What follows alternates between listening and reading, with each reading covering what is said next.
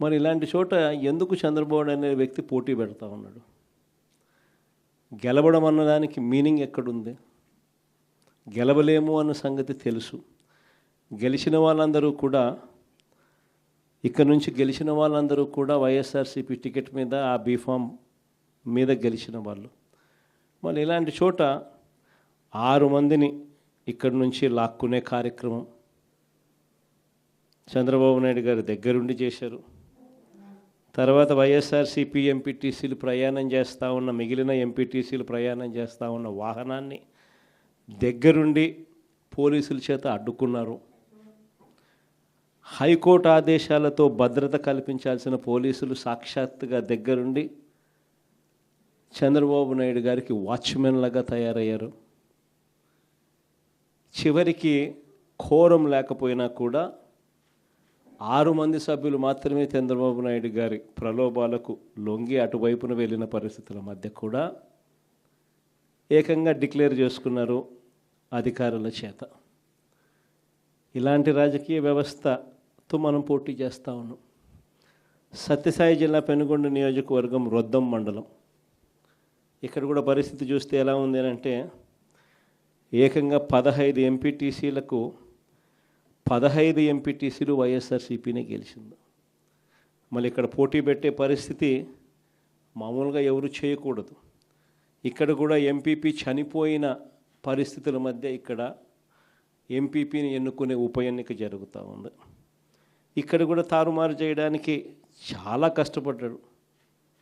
దగ్గరుండి చంద్రబాబు నాయుడు గారే తన కుప్పంలో ఇలాంటి దిక్కుమాలిన రాజకీయాలు తానే చేస్తూ రాష్ట్రంలో ఉన్న అన్ని ప్రాంతాలకు కూడా ఇదే మాదిరిగా మీరు కూడా రాజకీయాలు చేయండి అని చెప్పి తానే దిక్సూచిగా నిలుస్తూ తానే ఇలాంటి చెడిపోయిన రాజకీయాలను ప్రేరేపిస్తూ ఉన్నాడు. సత్యసాయి జిల్లా మడకశిర మున్సిపాలిటీ 20 మంది ఇక్కడి నుంచి కౌన్సిలర్లు. వైఎస్ఆర్సీపీకి సంబంధించి 15 మంది గెలిచారు. చంద్రబాబు నాయుడు గారికి సంబంధించి 5 మంది మాత్రమే గెలిచారు. పాపం ఎస్సీ కాన్స్టిట్యున్సీ లక్కప్ప లాంటి పాపం ఒక చిన్న కార్యకర్త అక్కడి నుంచి మన పార్టీ తరఫున ఎమ్మెల్యేగా నేను ఎస్సీ కాన్స్టిట్యున్సీ ఇలాంటి చోట కూడా ప్రలోభాలు పెట్టి ఆ కౌన్సిలర్లను లాగాలి అని చెప్పి విశ్వ ప్రయత్నం చేస్తూ ఉన్నాడు అని అంటే రాష్ట్ర చరిత్రలో ఎవడు ఉండడు ముఖ్యమంత్రి స్థానంలో. అయినా కూడా ఆ 15 మందిలో కూడా చాలామంది గట్టిగా నిలబడిన పరిస్థితులు, కొంతమందిని మాత్రం ప్రలోభాలకు అటువైపున వెళ్ళిన పరిస్థితుల మధ్య చూస్తూ ఉన్నాం. అన్నమయ్య జిల్లా రాజంపేట ఈ మున్సిపాలిటీ అయితే 29 మంది కౌన్సిలర్లకు గాను 24 కౌన్సిలర్లు వైఎస్ఆర్సీపీ టికెట్ మీద గెలిచిన వాళ్ళు.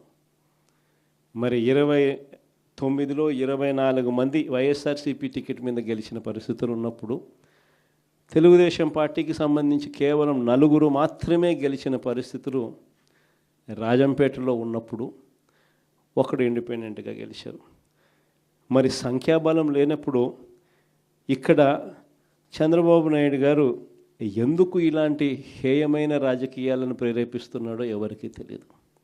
కానీ ఇక్కడ కూడా ఎంత కష్టపడినా కూడా ఒకడంటే ఒకడు కూడా పోని పరిస్థితిలో కూడా ఇక్కడ కూడా మన వాళ్ళు చాలా గట్టిగా కూడా నిలబడతా ఉన్నారు అని అంటే నిజంగా గొప్ప సంగతి. ఇక్కడ అందరికీ కూడా అభినందించాల్సిన అవసరం ఉంది.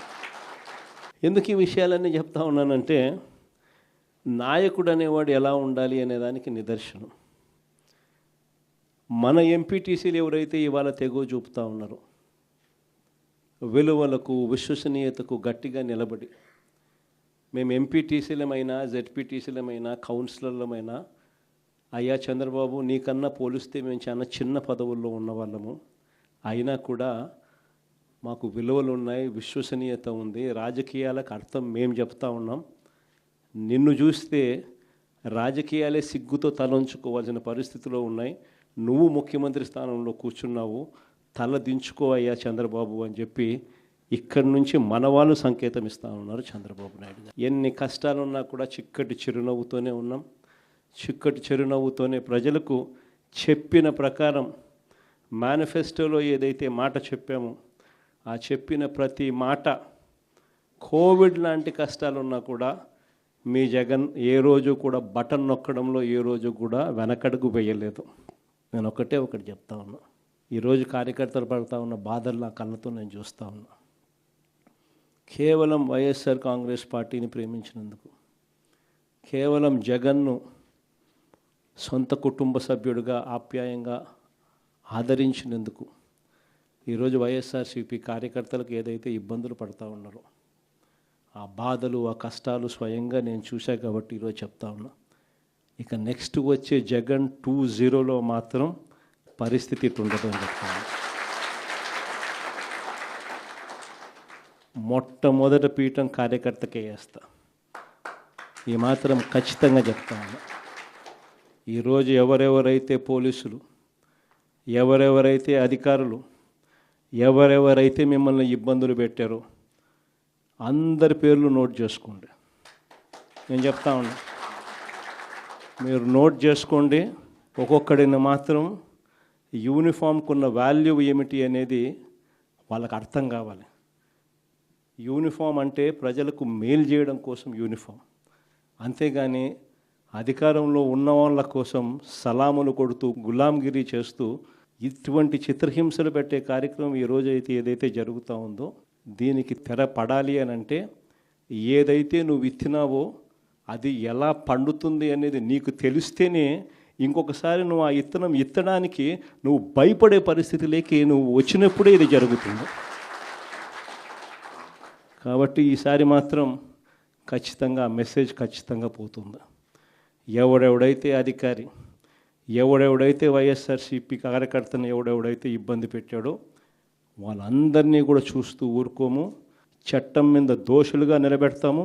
ఒకవేళ వాళ్ళు రిటైర్ అయిపోయి వెళ్ళిపోయినా, లేకపోతే వాళ్ళు దేశం విడిచిపెట్టిపోయినా కూడా ఎవరిని వదిలిపెట్టం. సప్త సముద్రాల అవతలున్నా కూడా అందరినీ కూడా పిలిపించే కార్యక్రమం చేస్తాం. పిలిపించిన తర్వాత సినిమా మామూలుగా ఉండదు. సినిమా మాత్రం